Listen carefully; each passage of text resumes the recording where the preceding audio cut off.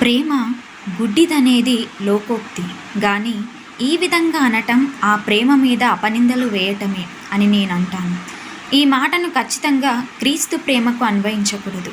ఆయన మన అంతరంగమును, మన ప్రవర్తనను, మన బలహీనతలన్నింటినీ ఎరిగి ఉన్నాడు. అయినప్పటికీ తన ప్రేమ శక్తిని బట్టి మనల్ని ప్రేమించుచున్నాడు.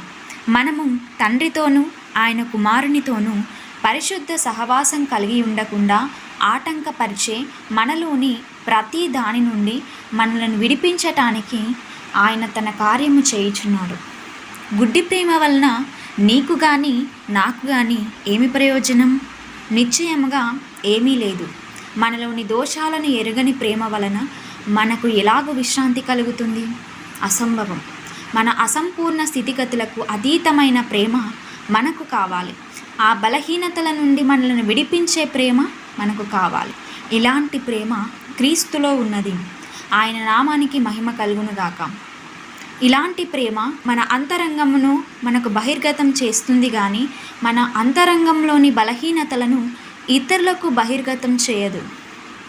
ఇలాంటి ప్రేమ ఒక పాత్రలో నీటిని, తువ్వాలను తీసుకొని ఎంతో తగ్గింపుతో, దీనత్వంతో, అసమానమైన కృపతో మన పాదాలకు అంటిన ప్రతి మాలిన్యాన్ని కడిగి మీరు కేవలము పవిత్రులు అని ధైర్యపరచటానికి ఉపక్రమిస్తుంది.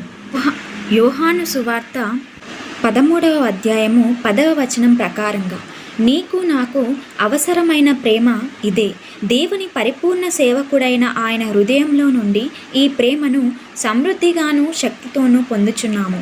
ఆయన తన నడుముకు తువాలు కట్టుకొని మన కొరకు సింహాసనం ఎదుట నిరంతరము నిలిచి ఉన్నాడు. లోకంలో ఉన్న తన వారిని ప్రేమించాడు. కానీ ఎంతవరకు ప్రేమించాడు? తమకు తాముగా సరిగా ప్రవర్తించుచు తమ పాదములకు మలినం అంటనంత వరకు మాత్రమే ఆయన వారిని ప్రేమించాడా? కాదు. ఆ విధంగా ప్రేమిస్తే మన వంటి వారికి సరిపోదు. ఆయన అంతము వరకు ప్రేమించెను. అది అమూల్యమైన, పరిపూర్ణమైన, శాశ్వతమైన, దైవికమైన ప్రేమ. ఇదే క్రీస్తు ప్రేమ.